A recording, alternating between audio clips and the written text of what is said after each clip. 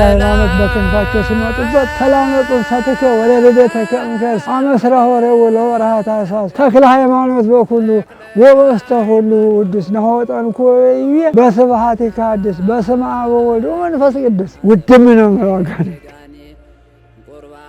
አባታችን አቡነ ተክለ ሃይማኖት ለ3 ዓመት በዚህ ቦንዬ ላይ ጸልየዋል። 8000 ስውራን ቅዱሳን አሉ። እዚህ የቅዱሳኑ ጳጳስ ያለው እዚህ ነው። በምድር ውስጥ ይሄ ዘንባባ ሚጣ ደብረ ብርሃን ስላሴ በምስራቅ በኩል 3 ዛፎች አሉ እንዲህ አንድ ላይ በቅለው 3 ጎን ለጎን እና በዚያ ውስጥ የበቁ ቅዱሳን ያሉበት ሰውር ቅዱሳን ያሉበት ቦታ ነው። ሲጸልዩ አይዋፎቹ ወፎቹ እየተሰበሰቡ ይከቧቸው ነበር። እነዛ ወፎችን ምን ልመግባቸው ፈጣሪ ሆይ እምመግባቸውን እዘዝልኝ አምላኬ ሆይ ብለው ወደ ፈጣሪያቸው በጸለዩ ጊዜ ወይን ትከል ብሎ እግዚአብሔር ስላመለከታቸው እዚህ ቦታ ላይ ለአይዋፎቹ ምግብ የሚሆን ወይን ተክለው ያንን ወይን ወፎች እየተመገቡ ከዚህ የተነሳ ወይንዬ ተባለ። ወደ ፈጣሪያቸው ሲያመለክቱ የዘወትር ረዳታቸው ሊቀ መላእክት ቅዱስ ሚካኤል በአየር ላይ ማለት ምንም መያዣውን ነገር ሰው አየር ላይ ግን ሰቅሎ ገረፈው።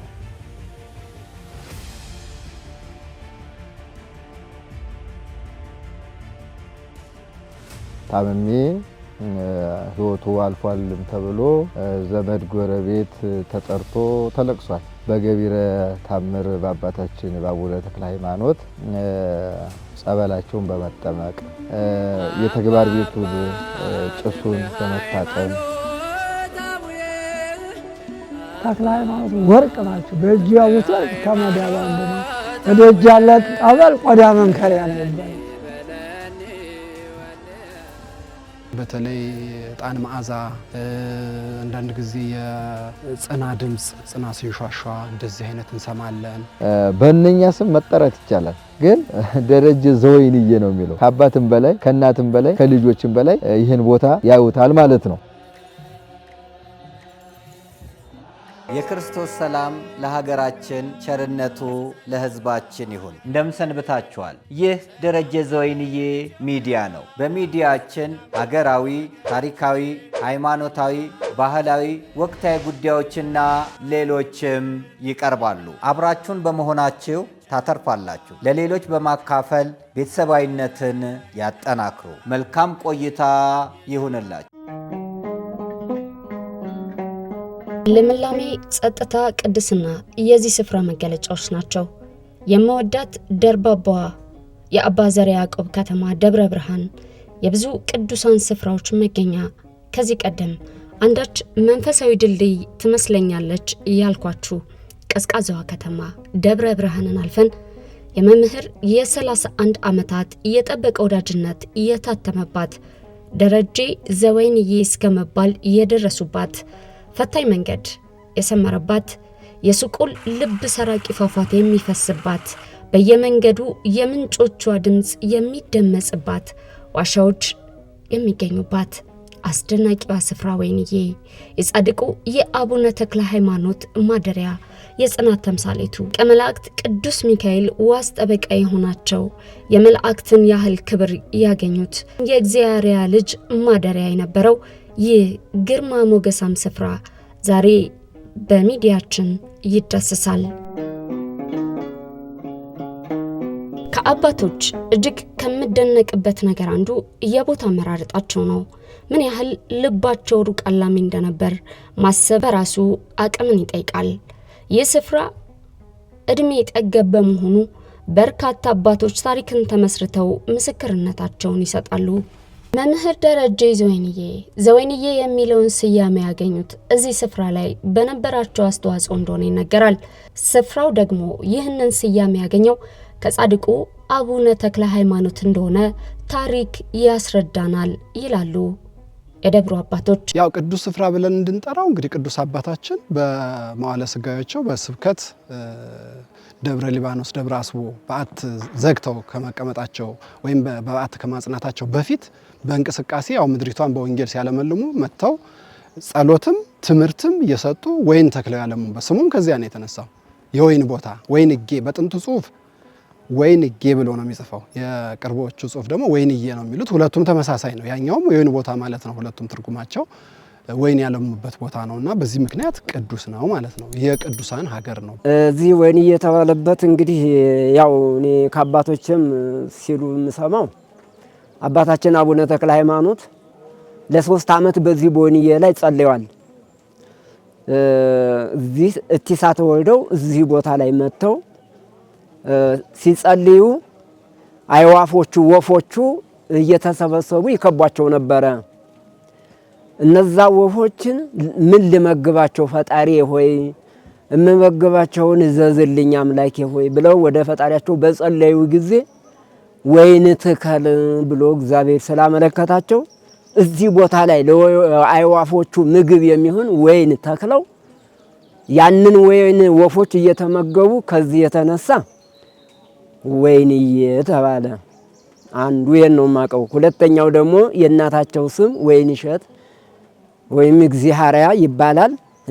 በእናታቸውም ስም ወይንሸት ተብሎ ተሰየመም የሚሉም አሉ። ትክክለኛው ግን እኔ አይዋፎቹን የመገቡበት ነው። ያም የእናታቸውም ስም ሊሆን ይችላል በሚል ነው። ሁለት ነው እንግዲህ የማውቀው የተረዳሁትን ያህል ማለት ነው። እንግዲህ ስለዚህ ቦታ አመሰራረት ሁለት አይነት መረጃ ነው። አንደኛው ከተጻፈ ማለት ያው የጥንት አባቶቻችን እንግዲህ ቀን ምን ሳይሆን የሚጽፉት የነገስታትን ምልክትን የሚጽፉት ነገር ስላለ በቤተ ክርስቲያኑ ቅርስ ላይ በተጻፈው በገላውዲዮስ የሚል አለ እዚህ ቦታ ላይ ማለት ነው የተጻፈ። እኛ ደግሞ በትውፊት የሰማነው ከአባቶቻችን አባታችን አቡነ ተክለ ሃይማኖት ወደዚህ መጥተው ያው ታሪኩ ከዚያ ትንሽ ሰፋ ይላል። ይሄ ቦታው እንግዲህ በማያምኑ ሰዎች የተከበበ እንደነበረ መጨረሻ ላይ መጥተው በአት ተመሳሳይ ነው። እንዲህ አይነት ቶፖግራፊ እንግዲህ አባታችን የሚመርጡት ከዚህ ጀምራችሁ ወደ ታችን ብትሄዱ መጥቆሪያ ነጎዳይ እንደዚህ ወደ ደብረ ብስራት እስከሚደርስ ድረስ ቦታው ተመሳሳይነት ባህሪ ያለው ገደል ጥግ ነውና መጥተው እዚህ ቦታ በአት እንደያዙ አሁን ይሄ ፏፏቴው የሚወርድበት እሱ ጥግ ያለው ክፍት ዋሻ አለ። እዚያ ነው እንግዲህ በአት ይዘው የነበረውና ከዚያ ጊዜ ጀምሮ ነበረ ቦታው ጸሎት ቤታቸው። ከዚያ ኋላ ላይ ቤተ መቅደስ ዝቅ ብሎ እዚያው ገደሉ ላይ ቤተ ክርስቲያን ተሰራ ይሉን ነበር አባቶቻችን። ይሄን ደግሞ በምን አረጋገጥም ቦታው ታርሶ ነበር አንድ ወቅት። የጽና ቁርጣጮች፣ የጽዋ ስባሪዎች፣ ማት ቅርሳ ቅርሶች እዚያ ስናገኝ ለካ አባቶቻችን የነገሩን ይሄ ነው ብለን አመን እና ምንድነው ከዚያ ቀጥሎ እርገተ ቃል በሚባሉ አባት የ120 ዓመት የእድሜ ባለጸጋ የነበሩ ናቸው። አንድ ቅዳሴ ሐዋርያት የሚባል በእጃቸው የጻፉ በብራና እዚህ አባት ነበሩ። በሳቸው ጊዜ ከዚያ ገደል ላይ እዚህ ቦታ መጥቶ ተሰራ ነው የቦታው ታሪክ በተመለከተ ማለት ነው። በዚህ ሁኔታ ተሰርቶ እንዳለ እየተገለገለ ያለ ያው ጠላት ሲመጣ ሳር ነበር። ይሄ የምታዩት ቤተክርስቲያን ቀደም ሲል ማለት ነው ቆርቆሮ የተቀየረው በቅርብ ጊዜ በ1950ዎቹ ነው። በሳር ክዳን እንዲሰራ የተደረገው ያው ጠላት ሊያቃጥለው ነው እንግዲህ የመጣው። እዚህ አሁን ጨንጊ መጥሪያ የሚባለው ቅድም ፏፏቴው ጎን ስንገልጽ የነበረው ቦታ ላይ እዚያ ላይ መትረየስ አጥምዶ ነበር ሊመታው ማለት ነው። ያው ቤተክርስቲያኑ ብዙ ጊዜ መደበቂያ ናቸው ብሎ ስለሚያስብ ያቃጥል ነበር። ኋላ ላይ ግን እንግዲህ የሚሉት አይኑን ጋረደው እንደ ቀስተ ደመና ተተከለ ነው የሚሉት። ያው ተመልሶ 800 ጠገራ ብር ወይ መርትሬዛ ብር የሚባለው ሰጥቶ በዚያ ገንዘብ አይ አንተ አትሰራም እኛ ነን የምንሰራው ብሎ አባቶች 7 ኮሚቴ አቋቁመው ይሄ የምትመለከቱት ውቅር ነው። ከስራ አይታችሁት ከሆነ በጠፍር ነው የተሰራው። በጠፍር ተማግሮ በሳር ክዳን ተሰራ ማለት ነው ይሄ ቤተክርስቲያን። በ1950ዎቹ ደግሞ ሚጣቅ ደብረ መንክራት እናታችን ቅዱሳን ነበሩ። ድምጽ ብቻ የሚሰማ ታሪኩን ታውቁ ይሆናል። አሁን ቅርብ ጊዜ ነው እንግዲህ ድምጽም የቆመው እንጂ ድምጽ የሰሙ ሰዎች አሉ እዚህ እነ ቄስ ወልደ ስላሴ ጭምር ማለት ነውና በሳቸው ትእዛዝ ከአዲስ አበባ የመጡ ሰዎች ሳሩን ብቻ ገፈው ውቅሩ ላይ ሌላ የቆርቆሮ ውቅር አዋቅረው ይህን ሰርተው በቅርስነት ተጠብቋል ማለት ነው። እዚህ ቦታ እንግዲህ ያው የሚነግሩን በተለይ ዕጣን መዓዛ አንዳንድ ጊዜ የጽና ድምጽ ጽና ሲንሿሿ እንደዚህ አይነት እንሰማለን ይሉናል። አባቶች ደግሞ የሚነግሩን ቅዱሳን አባቶች በተለይም ሚጣቅ እንግዲህ ቦታ ሚጣቅ እንደ አባት ነው የሚጣቅ ገዳም ማለት ነው ለዚህ ቦታ እና ምንድነው ያሉ እነሱ 8000 ስውራን ቅዱሳን አሉ። በዚህ የቅዱሳኑ ጳጳስ ያለው እዚህ ነው። በምድር ውስጥ ይሄ ዘንባባ ሚጣቅ ደብረ ብርሃን ስላሴ በምስራቅ በኩል 3 ዛፎች አሉ እንዲህ አንድ ላይ በቅለው 3 ጎን ለጎን ብርሃን ወረደባት ቀጋ ተጻፈባት ጎን ልታዩ ትችላላችሁ። በቤተልሔሙ መሄጃ ጋር እሱ ጋር በር አለ ነው የሚሉን የዋሻው መግቢያ እና በዚያ ውስጥ የበቁ ቅዱሳን ያሉበት የተሰወሩ ቅዱሳን ያሉበት ቦታ ነው እንግዲህ ከአባቶቻችን በሰማ ነው ማለት ነው። በዚያን ሰዓት የጻድቁ አባታችን አቡነ ሕፃንሟ እናት እና የአቡነ ተክለ ሃይማኖት እናት ቅድስት እግዚአብሔርና ትቤ ጽዮን እህትማማች ናቸው እና አገራቸው ይሄ ነው ማለት ነው። ስለዚህ ከዚህ የተነሳ ቅዱስ ነው እንላለን ማለት ነው። ሌላው ምን ነገር አለ ለሚለው አንዱ ያው በትውፊት የሰማናቸው እነዚህ ገቢረ ተአምራት የተደረገባቸው ስቁል የሚለው አሁን በዚህ በፏፏቴው ያው ጫካውን እንዛችሁ መንገዱ ምናልባት አይታችሁ ሊሆን ይችላል። እሱ አካባቢ የሚባለው ስቁል ነው የሚባለው። ስቁል ማለት ምንድነው? ከላይ ያለው ይሄ የማያምነው የነበረው ሰው አባታችን ያሰቃይ ነበር፣ ናዳ ይሰድባቸዋል። ያው ከታችና ከላይ ያለ ሰው እንግዲህ ልዩነቱ ሰፊ ስለሆነ ብዙ ጥቃት ይፈጽምባቸው ስለነበረ በጣም ተቸገሩ። ያው ሲቸገሩ እንግዲህ ወደ ፈጣሪያቸው ነው የሚያመለክቱት። ወደ ፈጣሪያቸው ሲያመለክቱ የዘወትር ረዳታቸው ሊቀ መላእክት ቅዱስ ሚካኤል በአየር ላይ ማለት ምንም መያዣውን ነገር ሰው አያይም፣ አየር ላይ ግን ሰቅሎ ገረፈው፣ ገሰጸው ማለት ነው። በዚህ ምክንያት ስቁል ተባለ የተሰቀለበት። ወይንዬ ተክለ ሃይማኖት ቤተክርስቲያን አጥር ውስጥ የሚገኙ በርካታ ቅርሶች አሉ። ቅድስናቸው ትህትናቸውን ያልወሰደባቸው በ50 ሳንቲም ከ50 ዓመታት በላይ ያገለገሉ አባቶች ከዚህ ስፍራ እድሜ ያጎደለው አቅም ይዘው ከጥሩ ልባቸው ጋር ዛሬም ድረስ አሉ። እዚህ ሳገለግል ድቁና 10 ዓመት፣ ቅስና 45 ዓመት፣ አጠቃላይ 55 ዓመት አገለግል። በ50 ሳንቲም ደሞዝ ነው የቆየ ነው። ረዳት ፍጠርልን እያልን የአባቶችን የአቡነ ተክለ ሃይማኖት ጸሎት እንዲያርግልን እንዲያሳርግልን እያልን እዚህ እየጸለይን እያለን እዚህ ቆይቻለሁ ማለት ነው። ይህን ሲደረግ ይህን ዓመት ሳገለግል እግዚአብሔርን አመሰግነዋለሁ። በዚህ ሰዓት ገዳሙን እያስተዳደሩ የሚገኙት አባ ገብረ ኢየሱስ ወይም አባ አላዛር ናቸው። ግብጽ ለዓመታት ሲያገለግሉ ቆይተው በአሁን ሰዓት ትርጉም በሚሰጣቸው አገልግሎት ላይ እንዳሉ ይናገራሉ። እኛም ለምን ብለን ጠይቀናቸዋል። እንግዲህ መላከ ሰላም ቆሞስ አባ ገብረ ኢየሱስ እባላለሁ። እንግዲህ የዚህ የወይንዬ አቡነ ተክለ ሃይማኖት ገዳም አስተዳዳሪ ነኝ። እንግዲህ ይሄ ቦታ ቀደም ሲል አንደኛው እኔ ከበሽታ የተፈወስኩበት ቦታ ነው።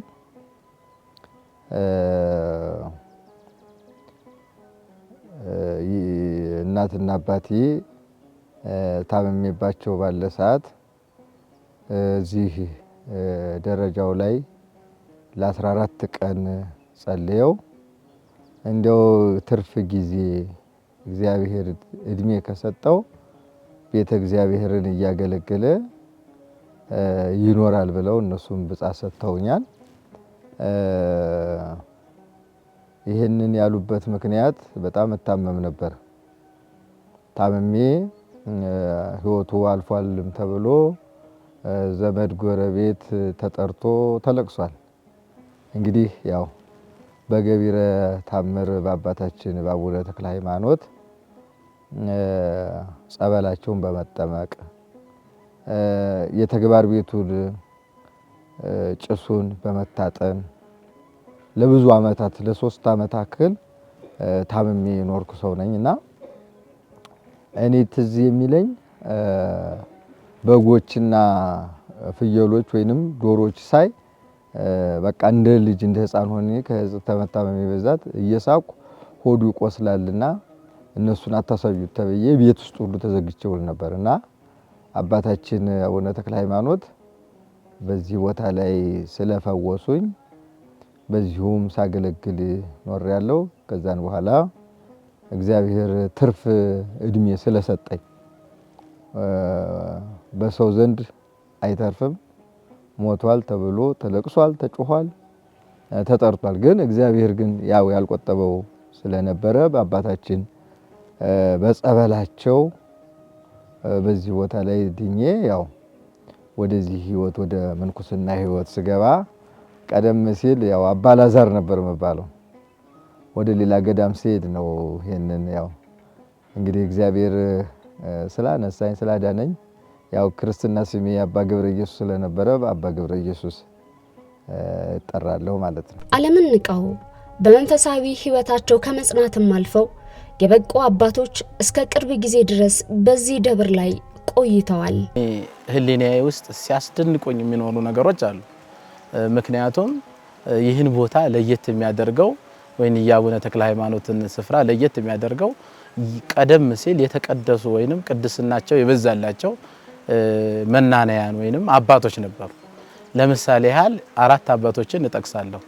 በመጀመሪያ ምናልባት እኔ ህፃን ነኝ በደንብ አላውቃቸውም።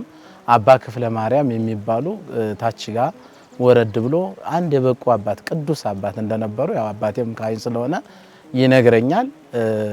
ምንድነው እሳቸው ደግሞ ቅድስናቸው እዚህ ቦታ ላይ ይሄ አሁን የምናየው ይሄ ቤተክርስቲያን የጥንቱ ቤተክርስቲያን ሳር ነበርና ሳሩ ቤተክርስቲያን ተገፎ ቆርቆሮ ሲለብስ ለህዝቡ እንደ ታሪክ ወይንም እንደ ድንቅ ነገር ሲቆጥረው አረ ይሄማ ቀላል ነገር ነው፣ ይሄን ቆርቆሮ ማልበስ ቀላል ነገር ነው፣ ወደፊት የተክለ ሃይማኖት ልጆች ልዩ መቅደስ ይሰራሉ፣ ይሄን ተራራ ወርደው ሰሩት እንዲህ ሰሩት የሚባል የሚደነቅ መቅደስ ይሰራል ብለው ትንቢት የተናገሩ አባት ነበሩ ማይባላሉ አባ ክፍለ ማርያም። ቀጥሎ ደግሞ አባ ገብረ ስላሴ የሚባሉ ቅዱስ አባት ነበሩ። እሳቸውን እኔ ህፃን ነኝ እንጂ ደርሼባቸዋለሁ አይቻቸዋለሁ። እና እሳቸው ደግሞ ለየት የሚያደርጋቸው ምንድነው ካለባበሳቸው ከሰው ጋር ያላቸው ግንኙነት ይደንቃል እና አሟሟታቸውም ደግሞ ይደንቃል። ምንድነው አለባበሳቸውን ስንነጋገር አለባበሳቸው እንደዚህ እንደኛ የሚለሰልስ ልብስ ጥሩ ነገር አይለብሱም። የሚለብሱት እንደዚህ ከባና የሚባል ይሄ የሚኮሰኩሰው ነገር ልብሳቸው ቀሚሳቸው እሱ ነው። ከዛ ደግሞ እንደገና ከሰው ጋር ደግሞ ግንኙነት እንደዚህ በርቀት ነው። አንድ ሰው ነው ማግኘት የሚችለው እሳቸው እንጂ ይሸሻሉ። ከሰው ጋር አያወሩም። ቆመው ጸሎት ላይ ብቻ ነው የሚገኙት የሚታዩት። ግን ያው ብቅ ብለው በዚህ በግቢው ውስጥ ይታያሉ። አንዳንድ ጊዜም ሲያስፈልግ ይንቀሳቀሳሉ። አመጋገባቸውም ደግሞ ያው የሚኖሩት እዚያ ዋሻ ውስጥ ነበረ። አመጋገባቸውም ያው ቆሎ ወይንም ጥሬ ነገር ሽምብራ ነገር ነው የሚቀምሱት። ለዛውም ደግሞ እሱንም ደግሞ ማዳበሪያ ያልነካው እህል አንጡልኝ በማለት ማዳበሪያ ያልነካው እህል ያመጡላቸዋል። በወቅቱ የነበሩት ቅርብ ተጠሪዎቻቸው የቤተ ክርስቲያኑ ማገልጋይ ዲያቆናት ምናምን ይላላኳቸው ነበርና ጸሎተኛ አባት ነበሩ። የሚደንቁ አባት ነበሩ። በእንደዚህ ያለ ህይወታቸውን እየገፉ ሳለ ነገር ግን አንድ ቀን የዕለተ ሞታቸው ዕለት የተፈጠረው ታሪክ ምንድነው? እሱን የነገሩኝ በወቅቱ የነበሩት ቄሰ ገበዝ የነበሩት ቀሲስ ጸጋ ይባላሉ። አሁንም በህይወት አሉ፣ ሸምገል ብለዋል አሉ። እሳቸው እንደነገሩኝ ስለ አባ ገብረ ስላሴ ምንድነው ያስረዱኝ? የሞቱት እሁድ ቀን ነው። እሁድ ቀን ነው የሞቱት። ሌሊቱን ሰዓታት ቆመዋል።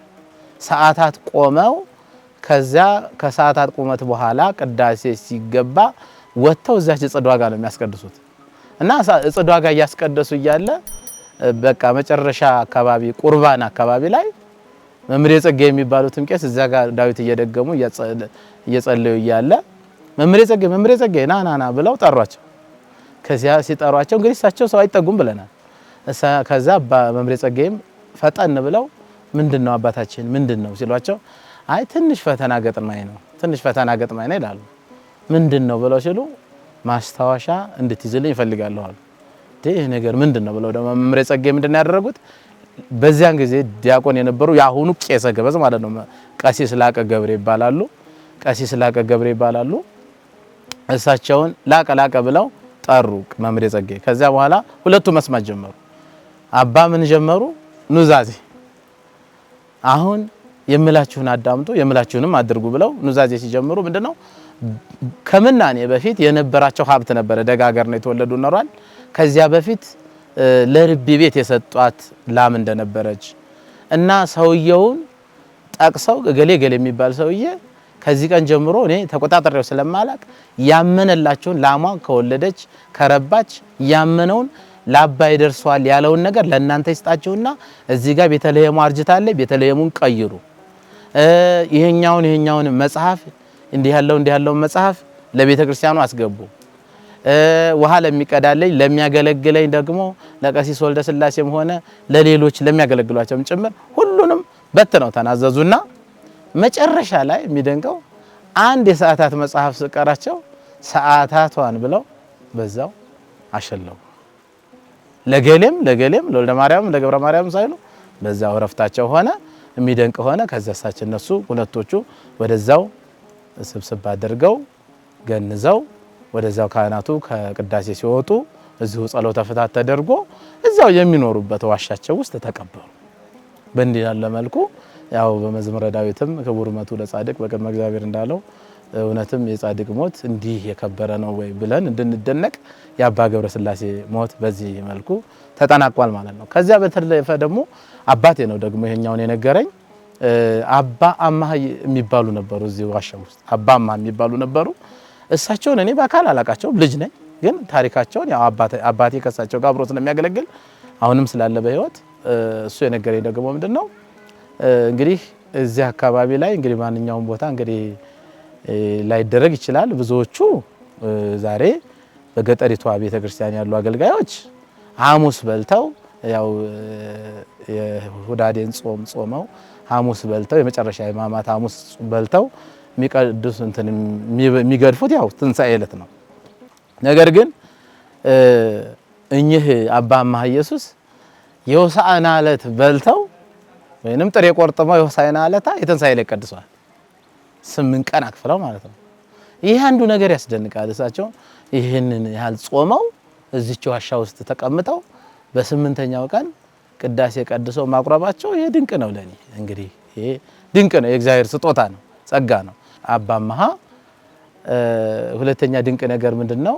እዛው ዋሻቸው ውስጥ ሆነው መልእክት ያስተላልፉ ነበር። ምንድነው መልእክታቸው? በዚህ በቤተ ክርስቲያኑ ፊት ለፊት ሰንበቴ ቤት ነበረ።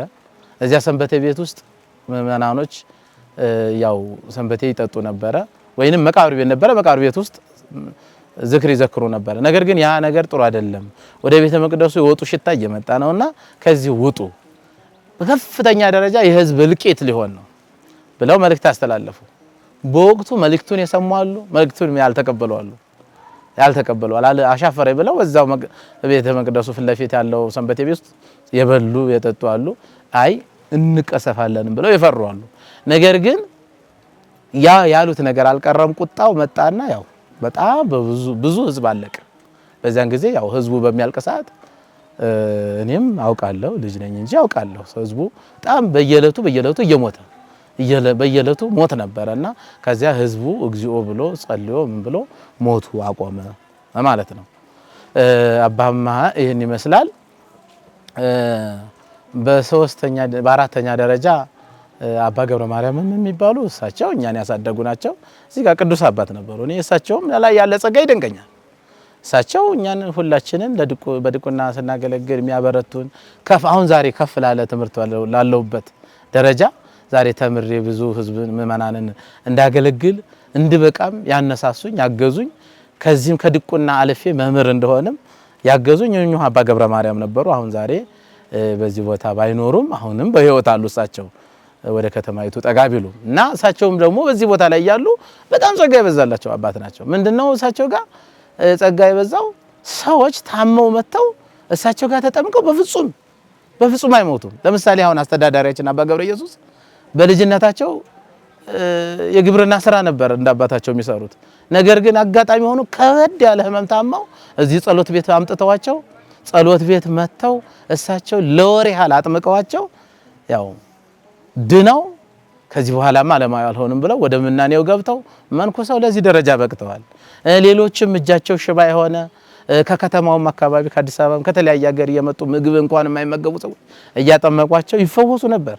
እንደውም የሚገርመው ነገር እኔ አባቴ ታመመብኝና 94 ዓመተ ምህረት አካባቢ ላይ ነው ትዝ ይለኛል። ታመመና በጣም የተብስቦ በሽታ ነው።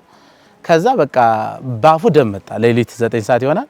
ባፉ ደም ሲመጣ ከዛ እኔ ምንድነው ተስፋ ቆርጬ በቃ ይሄ ሰው ሊሞት ነው ብዬ ዝም አላልኩም። ምንድነው በልጅነት ጊዜም ቢሆን አባ ገብረ ማርያም ላይ ያለ ጸጋ በጣም የበዛ ነገር ስለሆነ ስለማቅ መጥቼ ሌሊት መጥቼ ቀስቅሻቸው እሳቸውም ደግሞ ድርሳናቸውን ይዘው ወርደው አንዲት ኩባያ ውሃ ላይ ጸልየው ሲግቱት ያ ከልቡ የሚፈልቀው ወይንም ከውስጡ የሚወጣው ደም ቀጥ ብሎ በመጽሐፋቸው ሲዳስሱት ትናንትና ሰው የማያውቅ ሰውዬ እንደገና አይኑን ገልጦ አባ መሆናቸውን እንዲያውቅ ሌሎችም የተሰበሰቡትን ሁሉ እንዲያውቅ አይምሮን እንዲገዛ ሆኗልና በሳቸው ላይ መንፈስ ቅዱስ እያደረ ብዙ ድውያንን ይፈውስ ነበርና እንዲህ ጸጋ የበዛላቸው አባቶች እንደነበሩ ለመመስከር ያህል ነው። እንግዲህ ቦታው መካነ ቅዱሳን ነው። የቅዱሳን የአባቶች ስፍራ ነው። እንግዲህ አባቶቻችንም እንደሚሉን እዚህ ዳገቱ ውስጥ እዚህ ወይንም ጨሻው ይሄ ተራራው ሁሉ የቅዱሳን መካን ነው። አንዳንድ ለበቁ አባቶችም እጣን ድምጽ የጽንሃን ድምጽና የእጣን ሽታ ሁሉ እንደሚሰማ ይነግሩናል ማለት ነው። እማውቃቸው ትንሽ ታሪኮች ይህን ይመስላሉ። ከገዳሙ አስተዳዳሪ ውጪ ከሞት የተረፉ ሌላኛው የአካባቢው ነዋሪ ደግሞ ያው ምስክር ሆነው ዛሬም ድረስ ተቀምጠዋል። አይደለም ጸበሉን መጠመቅ፣ የጸበል ስፍራውን መመልከት በራሱ አንዳች ድህነትን ይጭራል። ከላይ የሚንደረደረው ፏፏቴ ከጥቁር አለቱ ጋር ሲገናኝ የሚፈጥረው ውበት መንፈስን የማደስ ውስጥን የመመልከት ኃይል አለው። አተክልያ አመራሬ እኔ እዚህ ወር ድረስ ተኝቼ በሳቸው በጠበል የዳንኩት ነኝ። በቃ በሙላ አስገራቴ ሆዴን በሙላ ራሴን በሙላ ሆኜ ተዚያ ወደዚህ ይኸው እንደ ልቤ ሰራለሁ፣ እንደ ልቤ እሄዳለሁ። በሳቸው ተጠምቄ በተክልዬ እኔ በሳቸው ህይወቴም ምንም ህይወቴም እድሜም ምንም አባቴም ሁሉ እሳቸው ናቸው። በቃ እሳቸው ነው የዳቸው። ሞቻለሁ። ባልጋ ቤት የመጣሁት ባልጋ ተሸክሙ ነው ያመጡት። እኔ እዚህ አባት የሽጌታ ሲያመጡኝ እዚህ ጋር አቤት ይሄ ሞተ ሰው ነው የምታመጡት ምን ላደርገው ነው ሲሉኝ፣ አይ እንግዲህ ተክልዬ በተክልዬ ነው እኔ ብዬ አምነው እናትና አባቶቼ እዚሁ አምጥተው ወር ሙሉ ተኝቼ በወሬ በእግሬ ምንም ድኜ ስራ ጨበጥኩኝ። ከቅርብ ጊዜያት ወዲህ ገዳማት፣ አብያተ ክርስቲያናት የራሳቸውን ገቢ በመፍጠር አቅማቸውን ለማሳደግ ጥረት በማድረግ ላይ ናቸው። ይህም ምናልባት በአግባቡ ከተሰራበት ፍሬውን በጥቂት ዓመታት ውስጥ ለማየት እድል ይፈጥራል። ይህም ከአላስፈላጊ ልመና አባቶቻችንን መናንያንን ከማስወጣት ባሻገር ለሌላው ማህበረሰብ አቅምን ሊፈጥር ይችላል የሚል እምነት በብዙዎች ዘንድ ይነሳል። የዚህ ገዳም አስተዳዳሪም ከግብጽ ተመክሯቸው በመነሳት ሐሳባቸውን ይገልጻሉ። በተለያዩ ቦታዎች ላይ በስራ ኃላፊነት ቆይቻለሁ።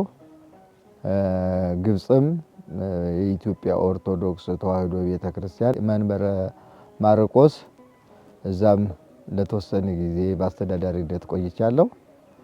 ከዛን በኋላ ደግሞ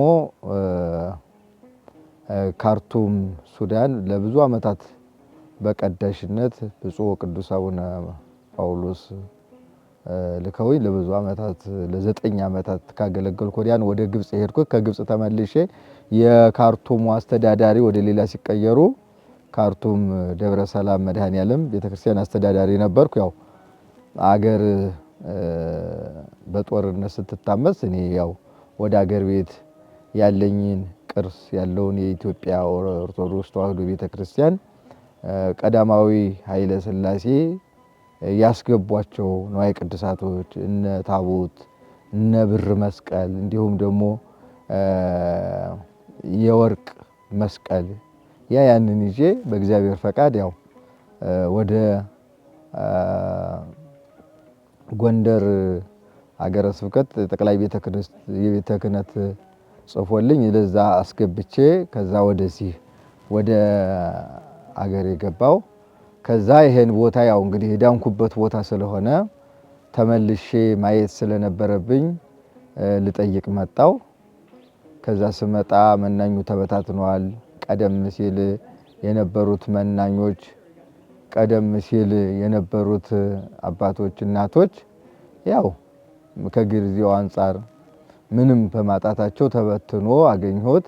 ያን ብቻ አይደለም የነበሩት ካህናትም እንፈልጋለን ብለው ሰብስበውኝ ምንድነው ብትፈልጉኝ ስል በቃኛ እያረሱ ነውና የሚኖሩት ደሞዝ የለም፣ ምንም ደሞዝ የለም።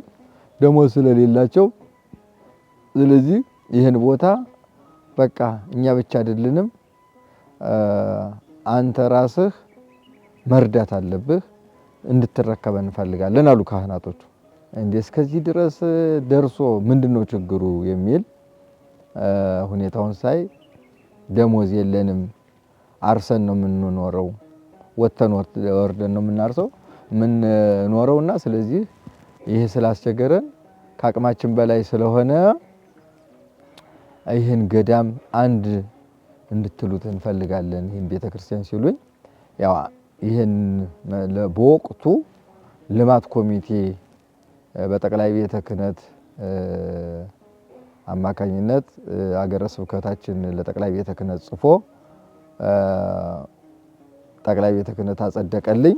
ከዛ እኛን ልማት ኮሚቴ ይዤ ተንቀሳቀሰን። በወቅቱ 500 ብር ለካህናቶቹ ድጎማ ነገር ሰጠን። ያችን እያደረግን ወደ ልማት ነው የገባ ነው። ልማት ገባን። ይሄን በምንድነው የምንቀርፈው? ይሄ ትልቅ ቦታ ነው፣ ይሄን በምን እንቅረፍ በማለት ከልማት ኮሚቴው ጋራ ከደብሩ ሰበካ ጉባኤ ጋራ በመነጋገር መሬት ከመንግስት እንድንተቀበልን እንደገና ደግሞ እኛም አምና በዛው ገዛን። እግዚአብሔር ይመስገን ወደ 10 ኩንታል ስንዴ ያመርተናል። ያን መሬት ዘርተን ዘንድሮም ያው ጨምረን ይሄንን እየተንቀሳቀሰን ነው። እንግዲህ አሁን ወደፊት ላለው በመንቀሳቀስ ላይና ይሄንን እንዲቀረፍ ይሄን ችግር ዘላቂ መፍትሄ አሁን ሁልጊዜ መቼም ቤተክርስቲያን ለምና ሁልጊዜ አንጡ ብላ በአሁኑ ሰዓት ህዝቡም እየተማረረ እየተሳቀቀ ነው እና ይሄንን ለመቅረፍ ልማት ያስፈልጋል ብለን ገዳማውያኑንም እየመለስን ነው። አንዳንድ ባለብጻቶች እየረዱን አሁን በገዳሙ ውስጥ አሉ የተወሰኑ መነኮሳያትና መነኮሳት ያንን እያደራጅን ነው። ይሄ መሬቶች እነኚህን ላይ ደጋው ላይ የገዳም ቤት የገዳሙ የገበሬ ቤት ለማድረግ እየጣርን ነው። ለምሳሌ እንደ ዚቋላ አሁን ወንበር የሚባል የገበሬ ቤት አለ። እንደዛ ሌሎች ጋም ቦታዎች አሉና ከነኛ በተለምዶ በመቅሰም ያንን የልማት ቦታ ለማድረግ እየተንቀሳቀስን እንገኛለን። በዚህ ገዳም ውስጥ ያሉ በተለይም በእድሜ የገፉ አባቶች መኖሪያቸውን ያደረጉት በመቃብር ቤቶች ላይ ነው። ምናልባት በቁም እያሉ የመቃብር ቦታዎች ላይ መኖር የሚፈጥረውን ስሜት መገመት አይከብደንም። ይህንን ጉዳይ ለማስተካከል የሁሉም ሰው ርብርብ እንደሚያስፈልግም የሚካድ ሀቅ አይደለም። እንግዲህ እኛ መቼም እዚህ እናንተ ረዳርታችሁ ሰው ብታረጉን ነው እንጂ ገዳሞቹ ብረዱን ነው እንጂ እኛ ምንም ያለን ነገር የለም። ተመኝታ የለኝም፣ ውሃ የለንም። ምንም በጣም ችግር ላይ ነን። ያው መቼም አፈሩን ፍለጋና ተክልየም ፍለጋ ህዝቡንም እንዲሁ ጣርቃኑንም ፍለጋ እዚሁ እየተንከራተትኩ ነው። ይሄው እኔም እንግዲህ 5ኛ ዓመቴ ነው።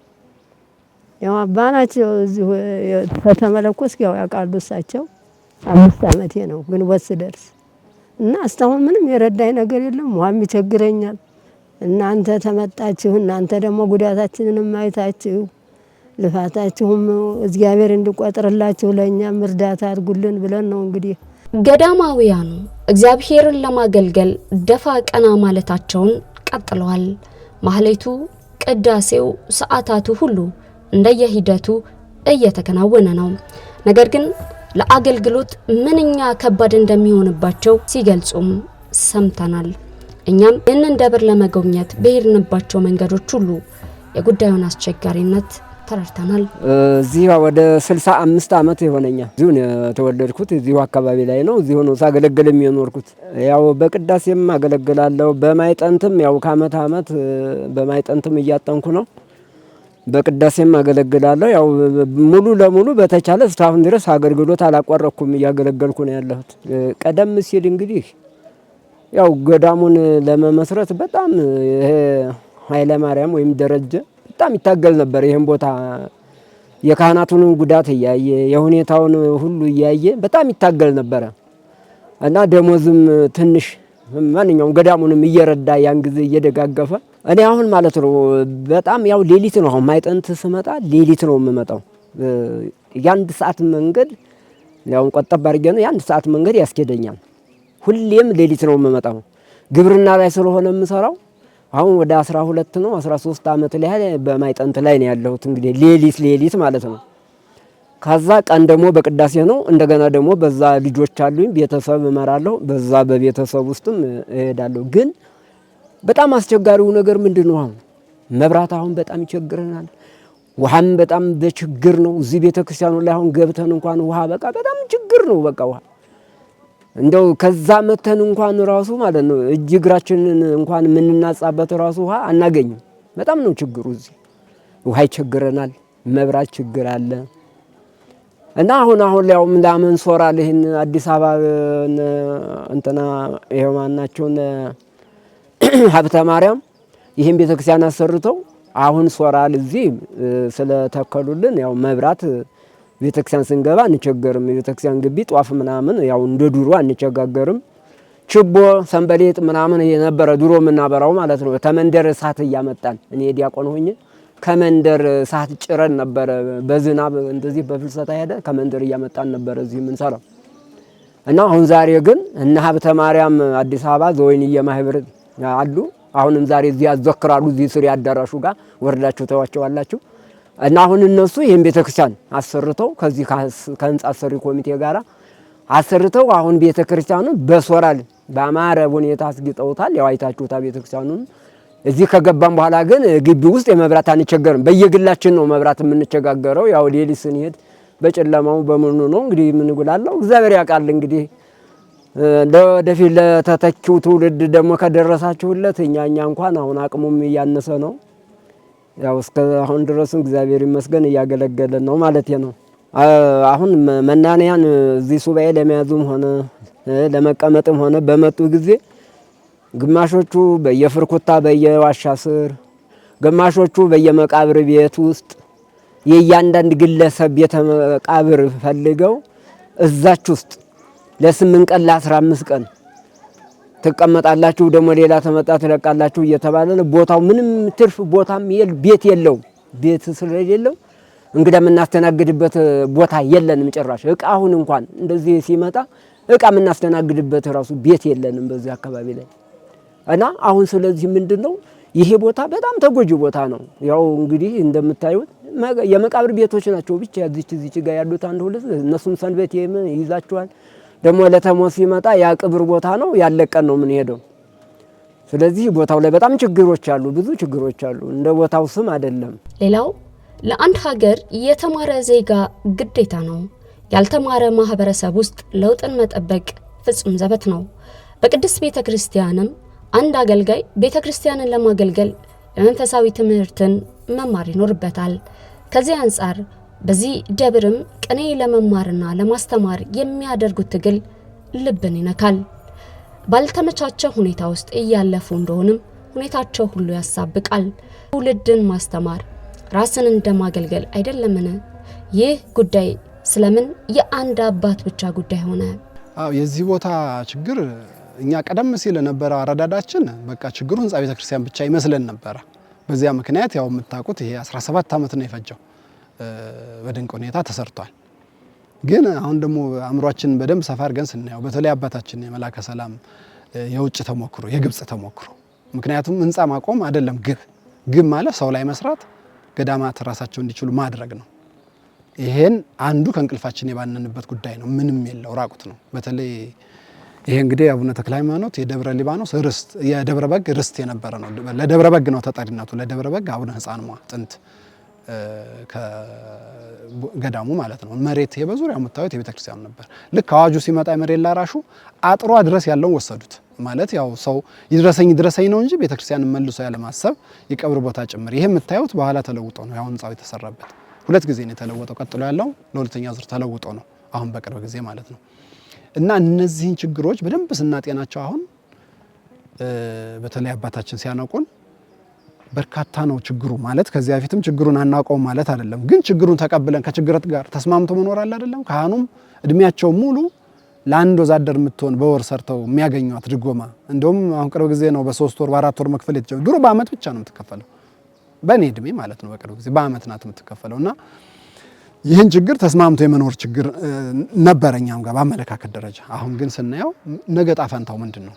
ደከሙ። አሁን ተተኪ ቄስ በስንት ዓመት በ20 ዓመት ምናምን ዓመት አንድ ቄስ ነው የወጣው። ክርስትና በዓመት 2 እንኳን የማይነሳበት ሁኔታ ተከሰተ። ስለዚህ ምንድነው የመጀመሪያው እርምጃ? ቦታውን አስተዳደሩን ማስተካከል ነው። ቀደም ሲል እንደገለጽንላችሁ በዚህ ስፍራ ላይ ከፍተኛ አስተዋጽኦ ካደረጉ ሰዎች መካከል አንዱ መምህር ደረጀ ዘወይንዬ እንደሆኑ ነግረናቸዋል። ዛሬም ድረስ አባቶች መምህርን ምን ያህል እንደናፈቋቸው ሲገልጹልን በስሜት ተሞልተው ነበር። ትጉሃን መምህር ደረጀ ዘወይንዬ ይህ ቤተክርስቲያን ገና አልተባለም ነበረ። ገና ሀ እየተባለ እየተጀመረ ነበረ። በእውነት ሰውም መናንያንም ነበረ። ሰውም እየመጣ ነበር በዚያን ጊዜ። አሁን በዚያን ጊዜ በእውነት ለንዋየ ቅድሳቱ እንትን ማያ ቁም ሳጥን የማነው? የሱ ነው። እንደገና ጂኒተር ይሄ ሁሉ ያው እኔ በኔ ቄስ ግብዝና እስካሁን ድረስ አስረክቤያለሁ። ረቶውንም ረቶ የጠላ ረቶ እሱ ሁሉ የሱ ቅርስ ነው። የሱ ቅርስ ነው። አዎ ይሄን ሁሉ የሰራው ወንድማችን ነው። እንኳን ደግሞ በመሃል ላይ ፈተና ቢገጥምም ኖሮ ቢገጥመንም እንኳን ደግሞ አባታችን ጻድቁ ወደዚህ መልሰው ዛሬ ልንገናኝ እንኳን አበቃን ብዬ ትልቅ ደስታ ይሰማኛል። በእውነት እንግዲህ መምህር ሊቀ ትጉሃን መምህር ደረጀ ዘወይንዬ በእውነት እንግዲህ እግዚአብሔር የአባታችን የጻድቁ ፍቅር እንኳን ለዚህ ያደረሰልን፣ እንኳን ለዚህ ያበቃልን፣ እንኳን እንደገና ፊት ግን ወደዚህ አዞርክልን። ከዚህ ባሻገር ይህንን ስፍራ ለመጀመሪያ ጊዜ በአባ አላዛር ወይም በአባ ገብረ ኢየሱስ በኩል ለመጎብኘት የመጡ ሰዎችን አግኝተን አነጋግረናቸው ነበር። ስለዚህ ስፍራ የተሰማቸውን ስሜት ሲገልጹ እንዲህ በማለት ነበር። በፊት ከአባታችን ከአባ ገብረ ስላሴ ጋር ነበርኩኝና ሱዳን ይነግሩን ነበር ስለዚህ ደብር። ዛሬ መጥቼ በማየቴ እጅግ በጣም ተደስቻለሁ። በጣም ጥሩ ነው። እግዚአብሔር ይመስገን። መቼም እኛ ሰዎች አይደለን ደካሞች አይሆንም ብለን ነበር፣ ግን ለእግዚአብሔር የሚሳነው ነገር የለም። በደንብ እያበረታቱን አባቶችም እህቶችም ከፊታችን ነበሩ።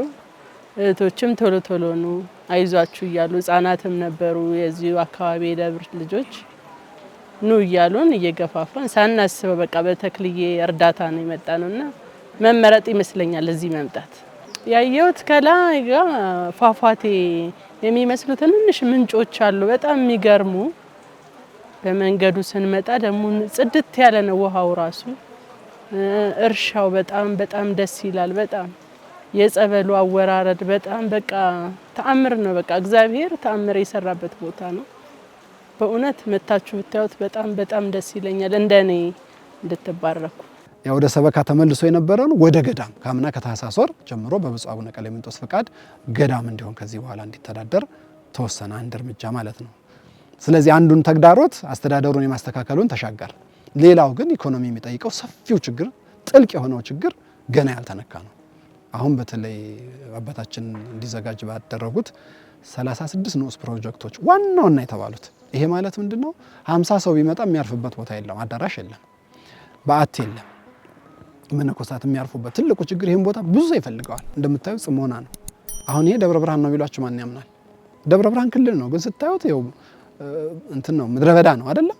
እዚህ ምድረ በዳ በከተማ አስተዳደር ገብቷል። አሁን በቅርብ ጊዜ ከተማው ሲሰፋ ግን ስታዩት ደግሞ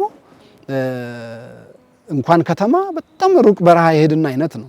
ጽሞና ነው፣ ጸጥታ ነው። ይሄን ቦታ ብዙ ሰው ይፈልገዋል። ግን በዓት ባለመኖሩ ምክንያት ያው ሰፋ አድርጎ መናንያኑን መያዝ ያልተቻለባቸው ሁኔታ አለ። ስለዚህ ወደፊት ተግዳሮት የምንላቸው ምንድነው?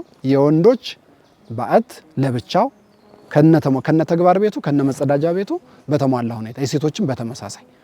ይሄ አንዱ ትልቁ እዚህ የሚጠበቀው እርምጃ ነው። ሌላው ቀጣይ ታዩታላችሁ የአብነት ትምህርት ቤት ነው። የአብነት ትምህርት ቤት የሉም ማለት ያው ቤተክርስቲያን ነገ ይዘጋል ነውና የአብነት ትምህርት ቤት በተለይ መሰረታዊ የሆኑት የቅዳሴ፣ የቅኔ፣ ትምህርቶችን በዚህ ቦታ እንዲሰጡ ያስፈልጋል።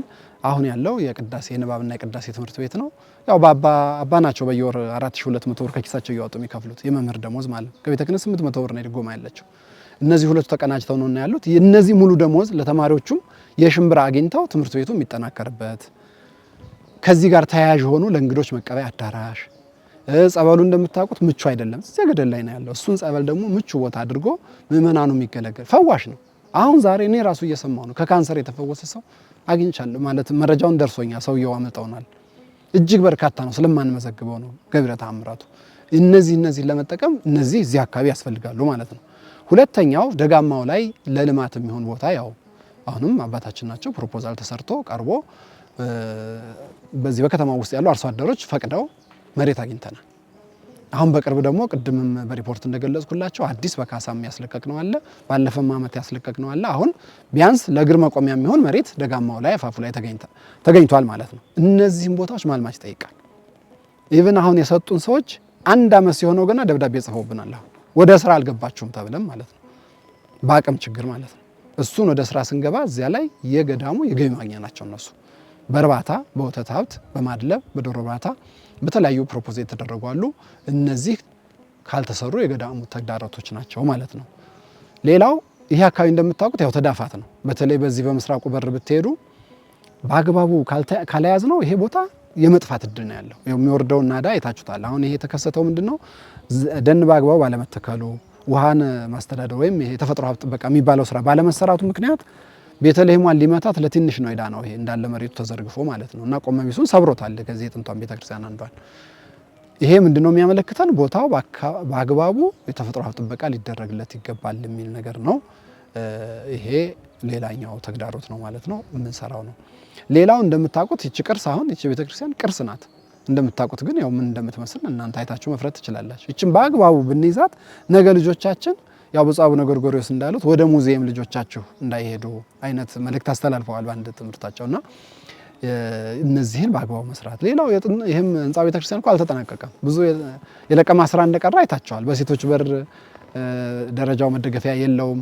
ሰው ዳለጥ ቢያደርገው ይወድቃል። ግራውንዶቹ አልተሰሩም። እነዚህ ሁሉ ምንድነው ያው በችኮላ ጊዜው ስለረዘመ ተመረቀ። እነዚህ ሁሉ ችግር ናቸው ማለት ነው።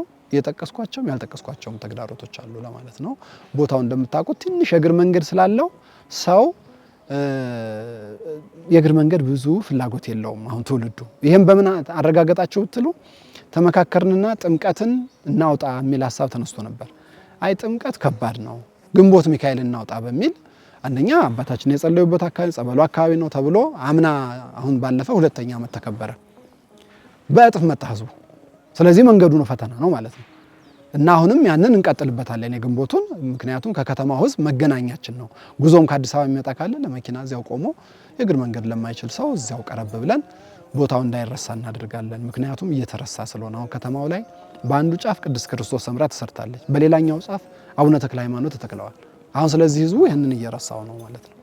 እና ይሄ ተግዳሮት ስለሆነ የመሻገር አለብን የሚል ነው። አጠቃላይ ለይህም ቦታ ለማንሳት የሚያስፈልገውን በዚህ በፕሮፖዛሉ ላይ ተቀምጧል። ከ342 ሚሊዮን በላይ ነው ማለት አንዱ ትልቁን የሚወስደው በከተማ የገቢ ማስገኛ አንድ ህንፃ እንዲኖረን መለስተኛ ህንፃ እንዲኖረን ነው። እሱ በእርግጥ ወደ 180 ሚሊዮኑን የሚይዘው እሱ ነው። ቀሪዎቹ እዚህ የገቢ ማስገኛና እዚህ ቅድም ያልኳቸውን ችግሮች ናቸውና የፋይናንስ ምንጭ ባለመኖሩ ነው እንግዲህ አሁን አንዱ ችግር የሆነው ማለት ነው። እንደምታውቁት ትልቁ በማህበረሰባችን ያለው የሚያመለካከት ችግር አንዱ ፈተና ነው። ለምሳሌ ህንፃ ቤተክርስቲያን ለመስራትና ገዳሙን ለነገ ቅርስ ለማስያዝ ነው የገቢ ማስገኛ ብትይ እኩል አይደለም ሰው የሚሰጠው፣ ወደ ህንፃው ነው የሚያጋድለው። ይሄ በአመለካከት ያልተሻገር ነው ችግር ስለሆነ እንጂ ቤተክርስቲያኗን የነገዋን ዛሬ ለመስራት ልማት ላይ ነው ማተኮር ያለብን፣ ገቢ ማስገኛ ላይ ነውና ይሄ ባለመሰራቱ ነው። ምናልባት ሁለተኛውን ጥያቄ ዘነጋዋት እዚህ ጋር ተደርቦ ያለውን እንትን የኢንፍራስትራክቸር ጉዳይ ነው። ሌላው እሱ እንግዲህ እንደምታውቁት ነው ለእግር መንገድ እንኳን አስቸጋሪ ነው። ስለዚህ አሁን እኛ እዚህ ጋር ያለውን መንገድ ማስገባት ምናምን እዚህ አሁን አልኳችሁ ፕሮጀክት ውስጥ የለም። ለምሳሌ ለገዳሙ መንገድ ማስገባት የሚባል ስለማናስበው ማለት ነው። ይሄን ገደል ተንዶ አይሰራም ማለት አይደለም፣ ይሰራል። ግን የሚፈልገው መዋዕለ ንዋይ ስለማናስበው አሁን የእግር መንገዱ እንደተጠበቀ ሆኖ ነገር ግን እዚህ ልማቱ ድረስ ግን መንገድ ያስፈልገናል። ቢያንስ 2 ኪሎ ሜትር በእኛ መሰራት የከተማው እንግዲህ የተጠጋለ የተወሰነ ጥራት ቢጎለውም እሱ ላይ ተቀብለን እዚያ ልማቱ ቦታ የምናደርሰው 2 ኪሎ ሜትር የተወሰኑ ስትራክቸሮች አብሮ ይጠይቀናል። መብራትን በተመለከተም እንደዚሁ እዚያው አካባቢ ለኢንቨስትመንቱ ማስገባት አለብን። ይሄ ቦታ እንደምታውቁት ያው በጎ በሚያደርጉ ወንድሞቻችን ሶላርም አለው በጊዜው ለዚህ ነው የምንጠቀመው። ገዳሙም ቢሆን ሶላር ነው ያቀደንለት እንጂ አሁን ይሄንን የኤሌክትሪክ መድረስ ከሆነ በኋላ ግን ፕሮጀክት ውስጥ ተካቷል ማለት የሆነ ጊዜ ስለሚያስፈልግ ማለት ነው። ይሄ ነው ከኢንፍራስትራክቸር አኳያ። ውሃን በተመለከተ ትልቁ ፈተናም ውሃ ነው። እንደምታውቁት እዚህ ጋር አይታችሁ ይሆናል ጉድጓድ አለ። ያው እዚህ ፊት ለፊታችሁ ይታያቸዋል። ይሄ ጉድጓድ ግንባታው ሲገነባ የውሃ ችግር ስለነበረ ነው። ምንድነው የምናደርገው? ዝናብ ሲጥል ውሃውን እዚያ ውስጥ እንቋጥራለን። ያ ጉድጓድ እስከሚያልቅ ይገነባል። በዚህ አግባብ ነው የተወጣ ነውና አሁን በቅርብ በደጋማው አካባቢ ውሃ በከርሰ ምድር ውሃ ለማውጣት ተሞክሮ ነበር እና እዚህ አካባቢ ያው ትንሽ ያው ፍቃደኝነት ስላጣ አላገኘም። አሁን የሚገርማችሁ እንደው ለመግለጽም ትንሽ ይዘገንናል። መስዋዕት የሚዘጋጀው በወንዝ ውሃ ነው። አሁን በቃ ቤተልሔሙ የሚገለገለው ያለምንም ማጋነን በወንዝ ውሃ ነው። በቃ በሚወርድ የወንዝ ውሃ ነው። ምንም ማድረግ ስለማንችል ማለት ነው። እና ይሄ ህሊናችሁ ሁል ጊዜ ሰቅዞ የሚይዘን ችግር ነው ማለት ነው። ስለዚህ ቅድሚያ ከሰጠናቸው ስራዎች የውሃ ጉዳይ ነው ማለት ነው። ይሄ ምንድነው? ደጋማው አካባቢ የከርሰ ምድር ውሃ መጥቶ በሶላር ሊሆን ይችላል ተስቦ መምጣት ይችላል። ያን ተፖ ምንድነው በግራቪቲ በራሱ አንድ ጊዜ መውጣት ነው እንጂ የሚፈልገው መምጣቱ ያው ግራቪቲ ስለሚመጣ በመሬት ተዳፋ ስለሆነ ብዙ አያሳስበንም የሚል ሀሳብ ነው ያለኝ። የተወሰነ ድጋፍ ነው እዚያ ጋር የሚያስፈልገን። ድጋፉን ለማሰባሰብ ያው እንግዲህ አባ ናቸው። እኛ እንኳን አሁን እውነት ኮሚቴው ያው ስሙ አለን እንጂ ብዙ አይደለንም፣ ያን ያህል ነው። እሳቸው ግን ያው በየቀኑ በቀን አንድ ስራ ሳይሰሩ አይውሉም። ይሄን እኔ እስከማውቀው ድረስ አጠገባቸውም ስለሆንኩ አውቃለሁ። ወይ አንድ አድባራት ሄደው አንድ አውደ ምሕረት ለማስፈቀድ ይታገላሉ፣ ወይም የሆነ ሰው ያነጋግራሉ፣ ወይም የሆነ ሚዲያ ሰው ያነጋግራሉ። ብዙ ታግለው ያው እንደሚታወቀው አሁን ሚዲያው ደግሞ የራሱ ፕላትፎርም አመጥቷል። ቀድማችሁ የሆነ ነገር አምጡ ማለት አሁን በፐርሰንት ለምሳሌ ቤተክርስቲያን አንድ ሙዳይ ምጽዋት የሚያዞር ሰው ሙዳይ ምጽዋቱን አዙሮ ገንዘብ ገቢ ሲያደርግ ፐርሰንት ይወስዳል። ይሄ ተገቢ ነው፣ ትክክል ነው። አሁን ግን የምትጠየቂው ነገር ቀድሞ ነው። ቀድሞ ይገኝ አይደለም። ያ ሁሉ ችግር ሲሆን የመጨረሻ ትኩረት ያደረጉት የቦታውም የደከመበት ላቡን ያፈሰሰበት ስለሆነ መምህር ደረጀ ዘወይንዬ ጋር ነው ወይም ኃይለማርያም ማለት ነው። እሱ ጋር ነው ትኩረት ያደረጉት። አሁንም ቢሆን እኔ አብዛኛው እውነት ለመናገር እኔም ቅድምም ያው እንግዲህ ያልኩትን ብያለሁ፣ ከካሜራው ጀርባ ማለት ነው። ይሄ ጉዳይ ከተሳካ ጻድቁ ከፈቀዱለት በመምህር ደረጀ ዘወይንዬ ነው፣ አቅሙም ስላለው ማለት ነው፣ ጸጋውም ስላለው የማስተባበሩ እንጂ አሁን ወደ ሌላ ወደዚህ የምንለው ነገር ብዙ የለም። እውነት ለመናገር ምናልባት ስራ ሲጀመር ሰዎች አይተው ሊያግዙን ይችሉ ይሆናል። ከባዶ ግን ከዜሮ ማንም የሚያግዝሽ የለምና ይሄ ነው እንግዲህ በቀጣይ ያሰብነው እግዚአብሔር ቢፈቅድ ያው እንግዲህ ግሩም ግብርከ ነውና እግዚአብሔር ስራህ ግሩም ነውና እግዚአብሔር ስራው ግሩም ነው። በጣም ያላሰብነው ያልጠበቅነው መምህር ደረጀ ወይም ሊቀ ትጉሃን ደረጀ ዘወይንዬ ያው ብዙ ጊዜ ለማግኘት ብዙ ጊዜ ወጥቼ ወርጃለሁ። ያው አሁን ግን የቦታውን ችግር ስለሚያውቀው የቦታውን ውጣ ውረድ የቦታውን ደግሞ ጸጋ ስለሚያውቅ አሁን የው እናንተን ልጆቻችንን ልኮልናል። ይሄው እየቀረጻችሁ ነው። እንግዲህ ዓለም አይቶት ኢትዮጵያውያንም ኤርትራውያንም ይሄ ቤተክርስቲያን አንዲት ናት ሀቲ ናትና የቤተክርስቲያን ከሌለ የኛ መኖር በተለይ ደግሞ ገዳማውያን አባቶች ከሌሉ የዓለማውያን በዓለም ላይ መኖሩ ከባድ ነው በአሁኑ ሰዓት። ስለዚህ መነኮሳቱን መመለስ ወደ ቀድሞ ቦታውን በዙሪያው ያሉትን ካሳም የሚያስፈልገውን ካሳ ከፍለን ያንን ማስፋፋት ያሉትንም ቦታዎች ደግሞ አዳራሾችን ሰርቶ መነኮሳቱ አሁን መቃብር ቤት ነው የሚቀመጡት። መቃብር ቤት ነው የሚመጡትም መቃብር ቤት ነው የሚቀመጡት። ዛሬ ይቀመጣሉ፣ ነገ ሰው ሲሞት ውጡ ይባላሉ። የዚህ ችግር ስላለ ያንን አዳራሾችን ለመስራት ቤትን በዓታቸውን ለመስራት ሙሉ የሆነ ደግሞ መነኮሳያቱ የልብስ ማሽኖች ቢሰሩ ላሞች ቢረቡ በሬ ቢደልብ ቦታ አሁን በቂ ነገር ባይባልም የተወሰነ ነገር ስለያዝን ያንን ለማልማት በቅድ ላይ ነው ያለነው። ሌላው በሀገረ ስብከታችን በተለይ ብፁዕ አቡነ ቀሌምንጦስ በእውነት የጎደለውን ሞልተው የተጣመመውን አቃንተው መመሪያ በመስጠት በቃ ቀደም ተከተሉን ስራውን ጠብቀን እንድንሰራ ሁሉ ጊዜ ከጎናችን ሆነው በምክርም በማስተካከልም በዚህ በጣም እየተራዱን ያሉ አባታችን ናቸው። ወደ አዲስ አበባ ሀገረ ስብከትም ተጽፎልን ሀገረ ስብከት ተፈቅዶልን አንዳንድ ደብሮችን እያስተባበርን እነኚህን የምናገኛቸውን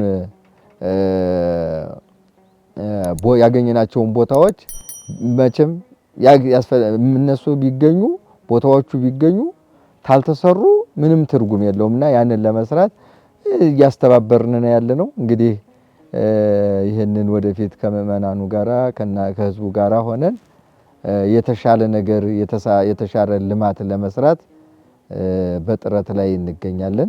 እንግዲህ እግዚአብሔር ቢፈቅድ እንግዲህ መምህር ደረጀም ከብዙ አመታት በኋላ መተውልናል። እንግዲህ ይሄ ይሳካልናል ብለን ተስፋ እናደርጋለን ከእግዚአብሔር ጋራ። እሳቸው ደግሞ ይሄን ቦታውን ስለሚያውቁት ታሪኩን ያውቁታል። ማንኛውንም ነገር እዚህ መወለድ ማለት ነው። እንግዲህ አሁን አባት አለ፣ ልጆች አሉ፣ ሌሎችም አሉ። በእነኛ ስም መጠራት ይቻላል። ግን ደረጀ ዘወይንዬ ነው የሚለው ከአባትም በላይ ከእናትም በላይ ከልጆችም በላይ ይህን ቦታ ያዩታል ማለት ነው። እኛ በእኛ ግምትም እሳቸውም ይሄ ነው እና ስለሆነ ይረዱናል ብለን እና ተስፋ እናደርጋለን። እንግዲህ ይሄን በዚህ እየተንቀሳቀስን ነው ያለነው። እንደው ይሄን የሚያዩ ሁሉ በእውነቱ ቦታው ላይ መጥተው ቢያውልን እንደገና ደግሞ የልማት ኮሚቴውም አካውንት አለ፣ የገዳሙም አካውንት አለ። ያንን ስራውን ለመስራት ማንኛውም ኢትዮጵያውያን ኤርትራውያን ያቅሙን ቢራዳና ቢረባረብ ይሄን ገዳም መለወጥ ይቻላል፣ በጣም መለወጥ ይቻላል። እንግዲህ ዙሪያውን እንደምታዩቸው ጽዶቹ እንኳን ምስክር ናቸው። የዚህ ቦታ ላይ ጥንታዊ ናቸው። በጣም ትልልቅ ጥንታዊ ብዙ እድሜ ያስቆጠሩ ጽዶች ናቸውና ይህንን ለመስራት እቅዳለን።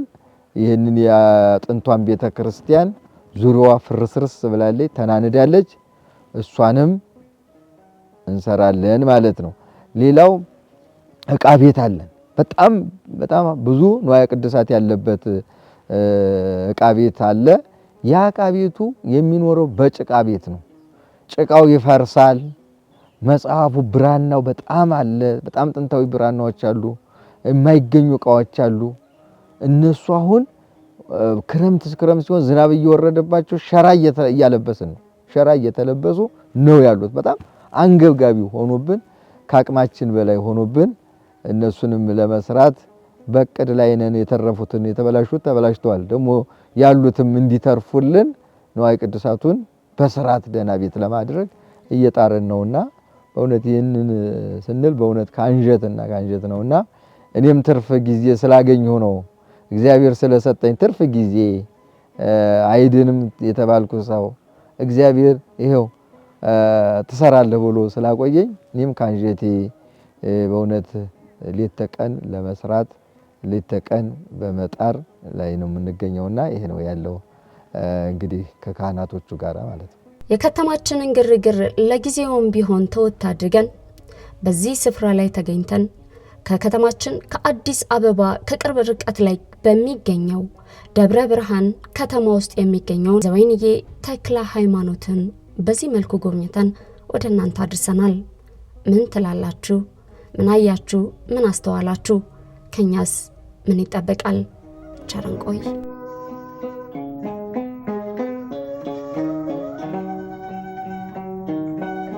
እግዚአብሔር ፍቃድ የጌታችን መድኃኒታችን ኢየሱስ ክርስቶስ የልደት በዓልን በቅድስት ሀገር ኢየሩሳሌም ለማክበር የፍቅር ጉዞ ከደረጀ ዘወይንዬ አስጎብኚ ድርጅት ጋር በመሆን ምዝገባ ጀምረናል። እግዚአብሔር ፍቃዱ ይሁንና እርሶም ለመመዝገብ በስልክ ቁጥር 2404216742 ወይም 937 369 6886 ይደውሉልን። ከጃንዋሪ 2 እስከ 11። እኛ በትላንትናና በነገ መካከል ያለን ዛሬ ነን። ዛሬ ላይ ሆነን ነገን በበጎ ነገር እንገንባ። ነገ አዲስ ቀን ነው፣ ቀኑም ደግሞ ደስ ይላል። ደረጀ ዘወይንዬ ሚዲያ ኢትዮጵያዊ ማንነት